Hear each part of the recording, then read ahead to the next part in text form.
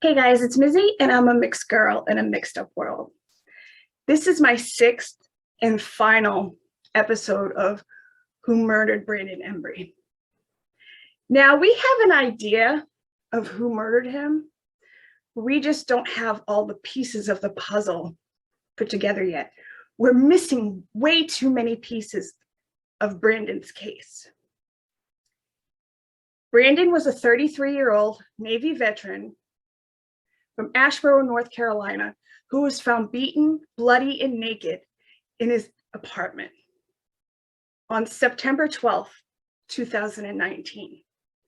He unfortunately died from his wounds the next day on September 13th, just days after his 33rd birthday. This was a man who served our country. The Asheboro Police Department should have shown this Navy veteran the respect that he deserved for serving our country and investigated his case to the fullest extent.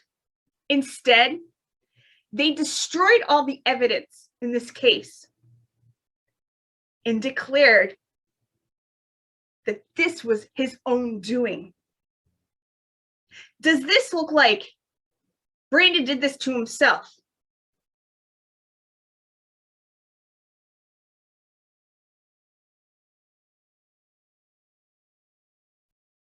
Does this look like Brandon did this to himself? What about this?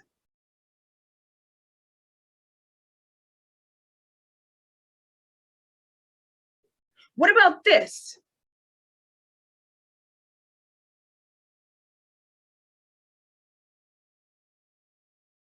Any person with eyes can see that Brandon Embry did not inflict these wounds to himself.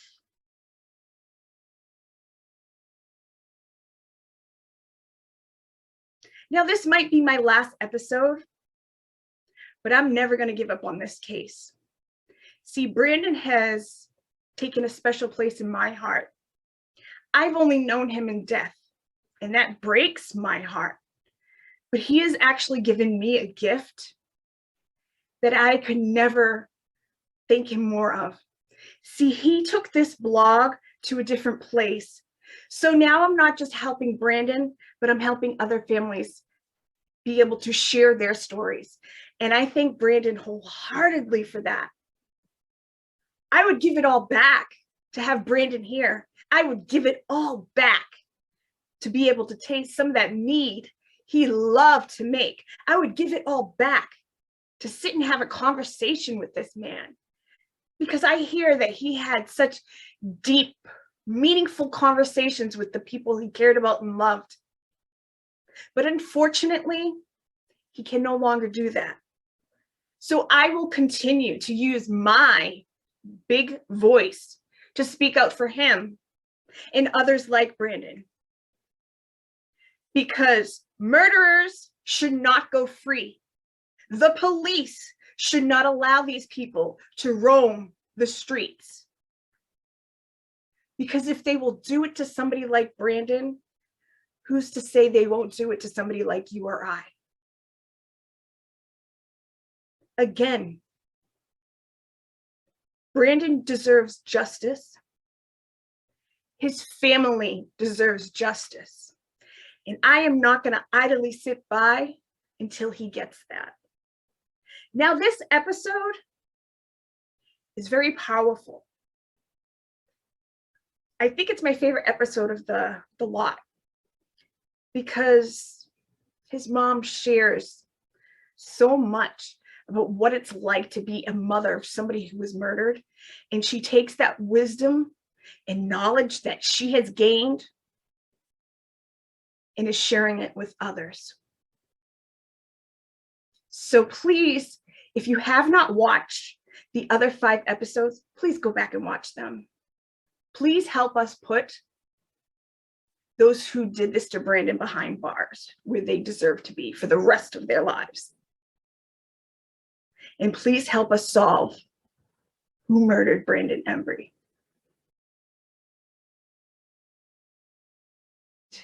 we are at the last segment of our talk. And so if you are just seeing this, make sure you go back and check our other talks. It's a very important case. It shows about police corruption and what a family goes through when a murder isn't solved. And we're going to delve a little bit more into that aspect of it. But, you know, make sure you check our other parts of the interview. We did do it's a long interview, but it's worth, please check it out. It's worth the listen, because this story needs to get out there, and please help us spread the word of his murder. So is there anything you want to make sure that is conveyed that we might not have talked about in our other videos about Brandon's murder? Just that it's ongoing. If people take a look at the page, if anybody looks at his page, if they know these people, if they know anyone involved, that even if it's the smallest detail, to try to help us understand what happened, to try to bring whoever's responsible to justice, to please reach out. And it's on different pages. She has different platforms. She's on Instagram, she's on TikTok, and especially his Facebook page. And why don't you tell them the title of all of them? So the main Facebook page is Brandon's Voice, and that's where you will find a lot of evidence, a lot of audio. I did a lot of blog posts, and the blog post, you have to scroll all the way down to start from the beginning. And if you do that, you'll see that, you know, it really does kind of show how things were revealed. That starting, I really didn't know anything. And then as details would come out, I would try to like write about them and post about them. And sometimes, you know, even you'll see that I'm saying like, I'm going to write about something and then I don't. And it's because that I stay so busy, and maybe I'll be in the middle of learning about some aspect of his case, and then something else will come along and just to be a big revelation. But there is definitely a lot to look at on his page. The other Facebook page is Justice for Brandon, I believe it's with his last name, Justice for Brandon Embry. And that is just where I post the TikToks that I made, just to have them available on Facebook as well. The TikTok is Brandon's Voice, and the Instagram is Brandon's Voice. So it's easy to remember Brandon's Voice. Yes. The TikTok is, if you're more into short clips and videos, go check out the TikTok. That's where I started. I saw the first TikTok that I believe was posted on, they call it the For You page. And I was sucked in, and I knew I needed to talk to his mother. And same thing, if you want to check, if you're more of an Instagram person, there's stuff up there too. And you can contact her on any of those, but the best way to get in contact with you is the Facebook page, I assume. Okay. Yes. For some reason, I don't have the messages set up on the TikTok because for some reason, I guess it needs the phone number, but it's saying that I've already used my phone number. So I don't know, you know, if I had an account long ago or something like that, but, you know, just drop it in the comments. I do try to look for the comments, and I will try to get that fixed so I can get messages on TikTok as well. Yeah. So to reiterate, your son was brutally attacked in his apartment in Asheboro, North Carolina.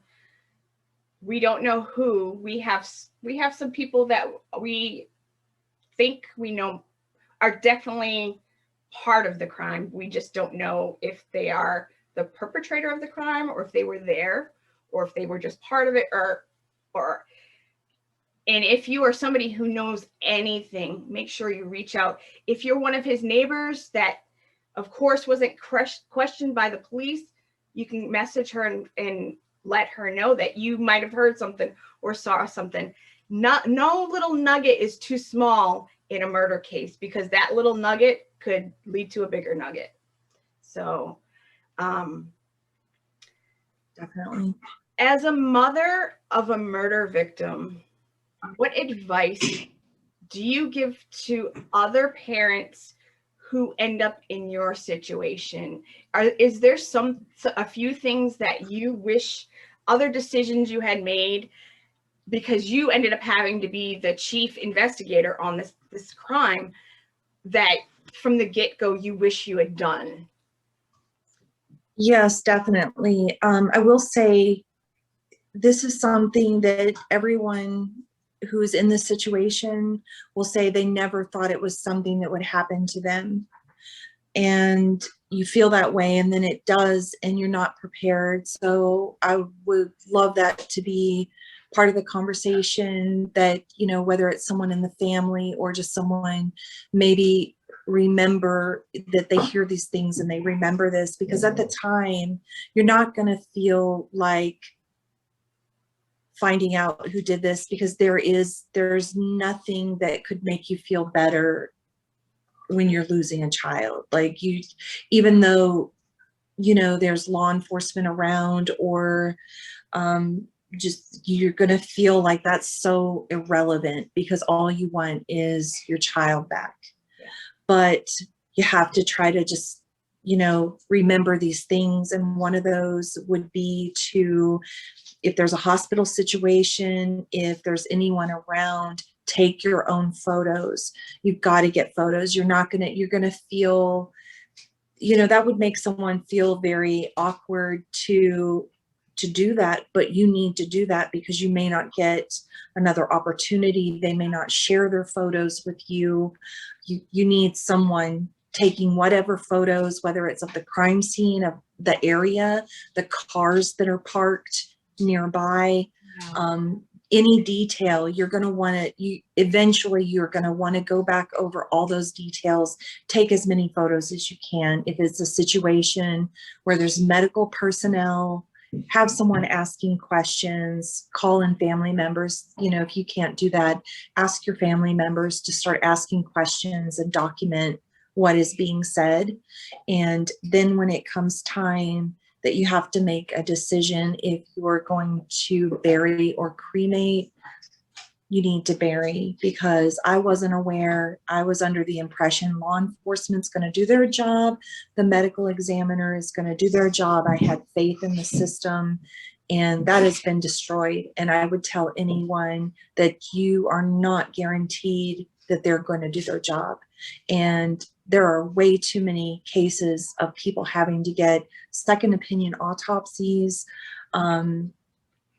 or they have a lot of questions. So you don't know if someone eventually is going to say you need to exhume the body. Yeah. And as awful as that is, you're going to want that option. Yes, especially in a situation like this where he was brutalized and you could physically see all these wounds on his body, and they're telling you no. And you didn't know, because you thought they were, you know, they were going to do their job, and they didn't do what they were supposed to do. And you'd already made the decision to cremate, and you can't come back from that. So it's better to do what, like you said, to bury, not cremate. If you feel that there's something more to the case, then there was a heart attack, something that, was plainly natural causes, If there's any cause, any suspicion whatsoever, just definitely bury, so that you have that option to go back to. When Brandon passed away, the pastor had asked if we wanted to keep a lock of hair as a keepsake. And we didn't know how valuable that might be later on, because now we need to have that hair tested to check for poisoning. So ask for a lock of hair. Make sure you keep a lock of hair, and try to get that hair out of the root. I mean, that sounds kind of harsh, but you just don't know, especially, these natural causes. Some of these poisonings and things can mimic natural causes. I mean, my son's death was ruled as pneumonia, as a natural cause of pneumonia.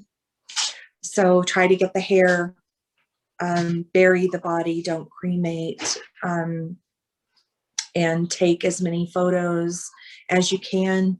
And, you know, as a mother, I would say it's really hard, but there's probably someone in the family, and try to get them, you know, don't put your faith in law enforcement. There are a lot of good law enforcement officers. There are a lot of great detectives, but there are some that will sweep your child's murder under the rug, and you need to start your own investigation. You need to be holding them accountable.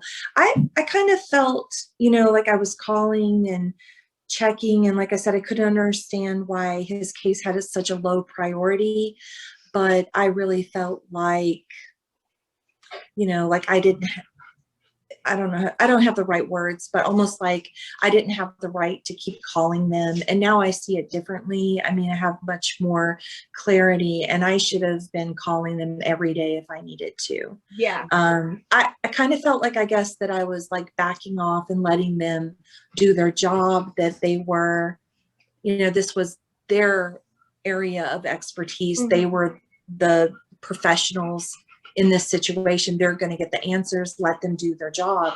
That was not the case. That was not the case at all. And, you know, I would say do what you need to do, because they're the public servants, and we are the public. And they're not keeping the community safe by letting murderers walk free, letting people get by with murder.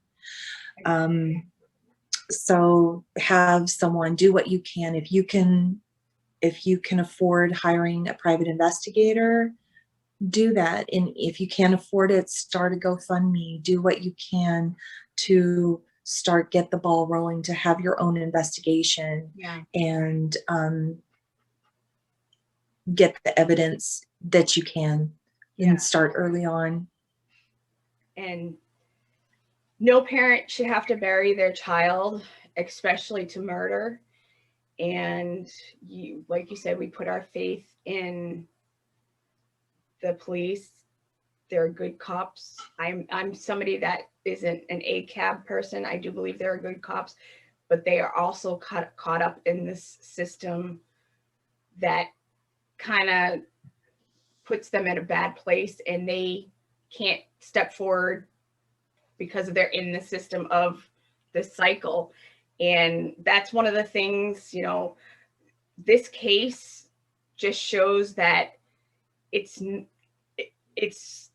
if somebody like Brandon can't get justice and can't be treated with respect by the police, somebody who was, you know, he served our country, then what do the rest of us, what can the rest of us expect? If somebody like him, who, you know, stood up for our country and put on a uniform and served, and you know, he wasn't the first in your family. He comes from a military family. So not only that, they weren't just disrespecting him, your service too. And it's like, you know, no child should go through this, but especially somebody who stepped up and served for our country. We should be treating those who served our country better. And as an officer who is sworn to protect and serve should treat at least the least of it, you know, somebody who served our country with more respect than he did. And it's not right. Thank you. And thank you.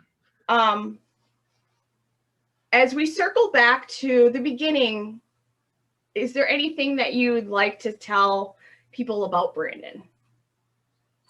I just, you know, I feel like Brandon, the best was yet to come. And I just, you know, I'm very sad to know that was taken away from him. I feel like his best years were going to be ahead of him. He was looking to have a family. He wanted children, and to know that, you know, his dreams and the things that he wanted to do in life was taken away from him. And then he ends up that he's blamed for his own murder.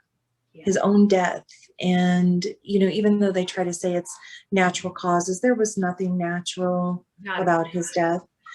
But, you know, Brandon was a great guy, and I just appreciate anyone who's listening to his story, who thinks about him and knowing that he's, you know, not just some like file that the police buried, and that I appreciate that so much, that they're, you know, keeping him and our family in their thoughts and prayers, and just reaching out to us. I mean, the support is really tremendous. Thank you for spending this time with me. We spent the whole day together. We did. We spent the whole, and the dogs. The dogs. They've been quite vocal today. But I miss Brandon. I miss him a lot. Mostly miss talking to him. Just the great conversations that were just amazing. And that was my last question that I was going to ask you. What is that what you miss the most about him, is talking to him? Yes, it really is. I felt like, you know, just when you have something on your mind, I feel like everybody has that one person that they can call, and they know that that person's really gonna have that conversation with them. I felt like Brandon was that person for a lot of people, that a lot of people felt like if they really needed to talk something over, that he was the one who would listen and, you know, have something to contribute. I know my daughter especially misses him. He was really there for her, and she would, you know, always like need to talk to him, and somebody took that away from her too. So your whole family. Yeah. In closing, again, if you have any information, if you just are intrigued by the story and you want to spread the word, go to all the platforms, Brandon's Voice, you know, comment, share, blow it up. Make sure you help spread this story. If you see a petition, sign it, share it. If you see a memorial, share it. Anything you can do, make a TikTok about it, make an Instagram post about it, tweet about it. Please help spread this story, because it's a case that needs to be solved, and also it shows what needs to be fixed with our justice system, because it's just not working for all the citizens. Right. That's so true. They say justice for all. They put it on their emblems. They put it on their paperwork. They quote it, but it's not justice for all. It's cherry picking who gets justice and who they don't even try. Okay. Well, I appreciate you sitting with me. We spent the day together. Yes, we did. I appreciate you letting me, I don't know the word I want to say, like, be part of this, so I can, you know, being able to tell his story, you know, agreeing to sit with me. And because, I mean, that's you taking a chance on some girl you met on TikTok. So I appreciate you letting me share his story. So I appreciate you coming on, and thank you so much for, you know, also showing me what strength doesn't always come with gusto. Sometimes it's a quiet strength, and you definitely have a quiet strength that you've shown throughout this whole episode of Brandon's murder. And thank you. You're a very strong woman. And again, I am so sorry for what your family has gone through, and I'm so sorry that Brandon is no longer here, because he seems like a great guy. And like I've said, you know, I hate that we had to meet this way. He probably would have been somebody fun to sit and talk and have a, you know, I don't drink beer, but have a drink with. And unfortunately, that can't be done, because somebody took him away from you and took a gift to the world away, and we need to solve his murder. So if you have any information, you can contact me and I can give you the information or just go to his page. So thank you again. Thank you. Sarah. Thank you. And I am Mizzy, and I'm a mixed girl in a mixed up world. Thank you for listening.